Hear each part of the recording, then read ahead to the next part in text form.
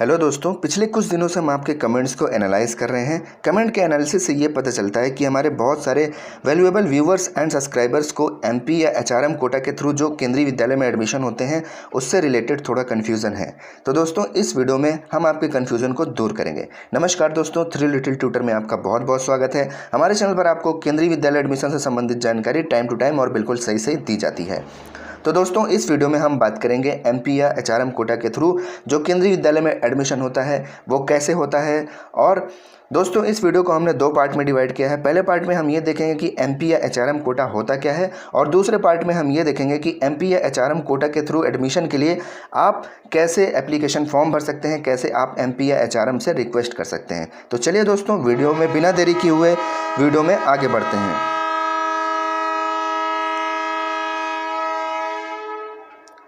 तो सबसे पहले यहाँ पर मैंने जो स्लाइड है उसको दोनों लैंग्वेज में लिखा हुआ है, इंग्लिश में भी हिंदी में भी, ताकि जो हमारे हिंदी भाषी क्षेत्र के व्यूवर्स हैं उनको हिंदी में समझ में आ जाए और जो इंग्लिश रीजन से बिलोंग करते हैं उनको इंग्लिश में समझ में आ जाए। तो चलिए दोस्तों, इसको मैं आपको हिंदी में एक्सप्लेन करके बताता हूँ।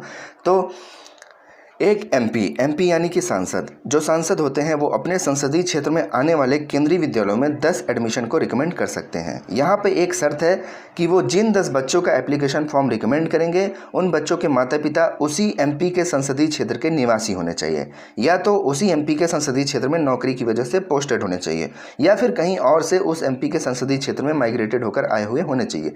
तो दोस्तों, यहाँ पर आप देख सकते हैं कि जो एक सांसद होता है एमपी, वो अपने संसदीय क्षेत्र में आने वाले केंद्रीय विद्यालयों में 10 बच्चों के एप्लीकेशन फॉर्म को रिकमेंड कर सकता है एडमिशन के लिए।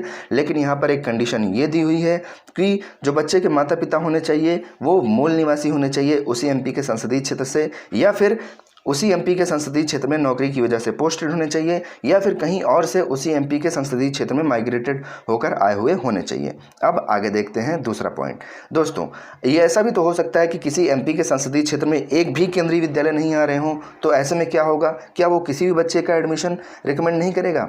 नहीं दोस्तों, ऐसा नहीं है। अगर किसी एमपी के संसदीय क्षेत्र में एक भी केंद्रीय विद्यालय नहीं आ रहे हैं तो वो अपने संसदीय क्षेत्र से जुड़े हुए संसदीय क्षेत्रों में, यानी कि वो अपने कॉन्स्टिट्यूएंसी से जुड़े हुए जो कॉन्स्टिट्यूएंसी हैं उसके आसपास के जो संसदीय क्षेत्र हैं वहाँ के केंद्रीय विद्यालयों में अपने संसदीय क्षेत्र के बच्चों के एडमिशन को रिकमेंड कर सकता है। उसके बाद दोस्तों, नेक्स्ट पॉइंट देखते हैं। नेक्स्ट पॉइंट ये है फॉर मेंबर ऑफ राज्यसभा। अब दोस्तों, यहाँ पर बात हो रही है राज्यसभा के मेंबर। राज्यसभा के जो एमपी होते हैं, यानी कि राज्यसभा के जो मेंबर होते हैं, वो भी 10 एडमिशन को रिकमेंड कर सकते हैं। अब राज्यसभा के जो मेंबर होते हैं उनके लिए उनका कॉन्स्टिट्यूएंसी क्या होगा? तो उनके लिए जो उनका कॉन्स्टिट्यूएंसी यानी कि जो उनका संसदीय क्षेत्र है वो स्टेट होगा, वो राज्य होगा जहाँ से वो चुने गए हैं। और दोस्तों, यहाँ पर एक पॉइंट और लिखा हुआ है कि नॉमिनेटेड मेंबर ऑफ राज्यसभा और लोकसभा देश के किसी भी एक या एक से ज़्यादा केवी में 10 एडमिशन रिकमेंड कर सकते हैं। जो राज्यसभा या लोकसभा के मनोनीत सदस्य होते हैं वो पूरे देश के किसी भी एक या एक से ज़्यादा केंद्रीय विद्यालय में 10 एडमिशन को रिकमेंड कर सकते हैं। 10 एडमिशन वो करवा सकते हैं। उसके बाद दोस्तों, आगे बढ़ते हैं और देखते हैं अगला पॉइंट। अगले पॉइंट में दिया हुआ है कि अब यहाँ पर कुछ ज़रूरी पॉइंट्स दिए हुए हैं एमपी कोटा से और एचआरएम कोटा से रिलेटेड। तो यहाँ पर लिखा हुआ है कि ये जो एडमिशन होते हैं वो क्लास की स्ट्रेंथ से ऊपर लिए जाते हैं, यानी कि किसी केंद्रीय विद्यालय में सीट फुल है लेकिन अगर एमपी एडमिशन को रिकमेंड कर देते हैं तब भी आपके बच्चे का एडमिशन होगा। तो ऐसे में दोस्तों, कक्षा 2 से लेके कक्षा 9 तक के लिए अगर आप एमपी से रिकमेंड करवाते हैं एडमिशन के लिए अपने बच्चे का फॉर्म और उस केंद्रीय विद्यालय में सीट फुल है तब भी आपके बच्चे का एडमिशन हो जाएगा। उसके बाद यहाँ पर लिखा हुआ है कि एमपी कोटा से जो एडमिशन होता है वो सिर्फ कक्षा 1 से कक्षा 9 तक की कक्षाओं के लिए होता है। तो दोस्तों, बहुत सारे लोगों को कन्फ्यूज़न होता है कि क्लास 10th का भी रिकमेंड करवा सकते हैं क्या? तो ऐसा नहीं है।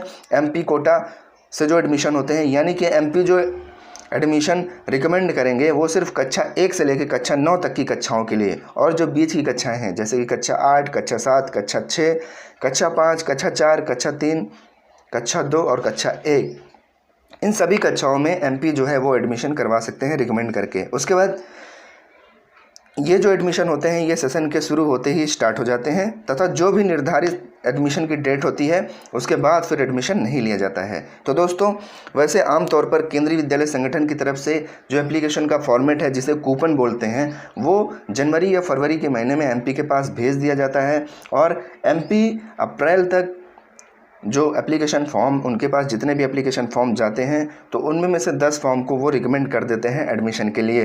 तो दोस्तों इस बार कोविड-19 की वजह से लॉकडाउन वगैरह चल रहा है तो चीज़ें सब अव्यवस्थित तरीके से चल रही हैं। तो हो सकता है कि अभी कुछ एमपीज़ ने फॉर्म नहीं भरा हो, फॉर्म ना सेंड किया हो केंद्रीय विद्यालय संगठन को।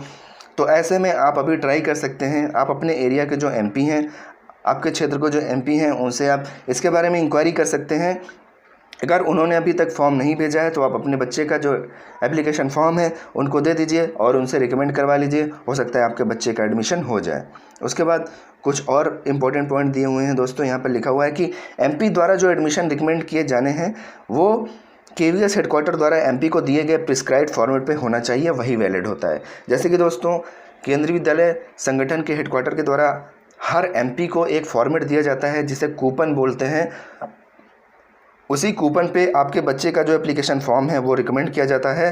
वो एक प्रिस्क्राइब्ड फॉर्मेट होता है, वो एमपी के द्वारा उसी फॉर्मेट पे आपके बच्चे का जो एप्लीकेशन फॉर्म है वो रिकमेंड किया जाता है। किसी अन्य फॉर्मेट या किसी अन्य तरीके से दिया गया रिकमेंडेशन केवीएस हेडक्वार्टर द्वारा मान्य नहीं होता है।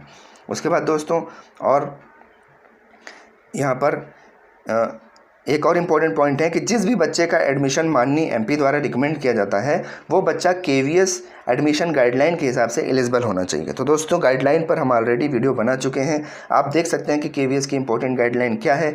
यानी कि अगर आपके बच्चे का एडमिशन एमपी कोटा के थ्रू होता भी है, यानी कि अगर आपके बच्चे का जो नाम है वो रिकमेंड कर दिया जाता है एमपी कोटा के थ्रू किसी भी केंद्रीय विद्यालय में एडमिशन के लिए, उसके बाद जब आपके बच्चे का नाम एमपी कोटा के थ्रू आ जाता है उसके बाद आपको सारी एलिजिबिलिटी जो केंद्रीय विद्यालय की है वो फुलफिल करनी होती है। अगर आप केवीएस की गाइडलाइन के हिसाब से नहीं फुलफ़िल करते हैं एलिजिबिलिटी क्राइटेरिया, चाहे एज का क्राइटेरिया, तो आपका एडमिशन कैंसिल भी हो सकता है। उसके बाद दोस्तों हम बात करते हैं एचआरएम, जिन्हें कि अब एजुकेशन मिनिस्टर भी बोलते हैं। तो दोस्तों उनके द्वारा भी देश के किसी भी केंद्रीय विद्यालय में बच्चे का फॉर्म रिकमेंड किया जा सकता है। वो कितने भी बच्चे का फॉर्म किसी भी केंद्रीय विद्यालय में रिकमेंड कर सकते हैं।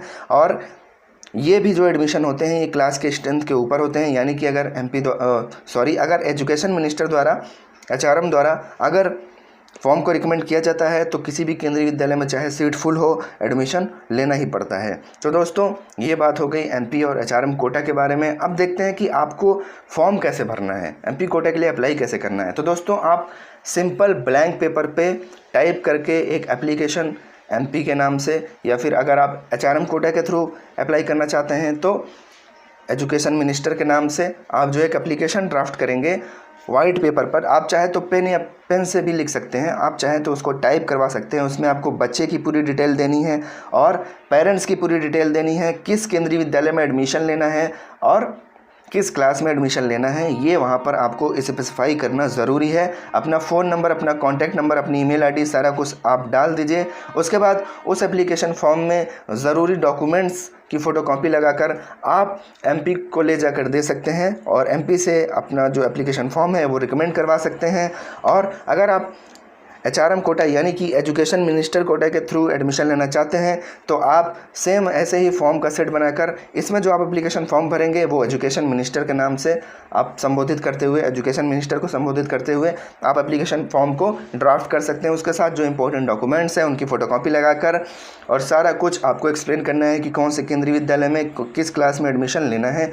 ये सब आपको एक्सप्लेन करते हुए आपको एडमिशन फॉर्म, अगर आपकी डायरेक्ट पहुंच है एजुकेशन मिनिस्टर से या फिर कोई लिंक है तो आप उनके थ्रू सेंड कर सकते हैं, नहीं तो आप जो है एचआरएम की जो ऑफिशियल ईमेल आईडी है उस पर भी आप अपने एप्लीकेशन फॉर्म को सेंड कर सकते हैं। तो दोस्तों इस तरीके से आप अपने बच्चे का जो एप्लीकेशन फॉर्म है वो एमपी या फिर एचआरएम कोटा के थ्रू रिकमेंड करवा सकते हैं। तो दोस्तों आई होप दैट कि ये जानकारी आपको ज़रूर यूज़फुल लगी हुई होगी, खासकर उनके लिए जिनका कक्षा 2 से लेकर कक्षा 9 तक के बच्चों का लॉटरी में नाम नहीं आया।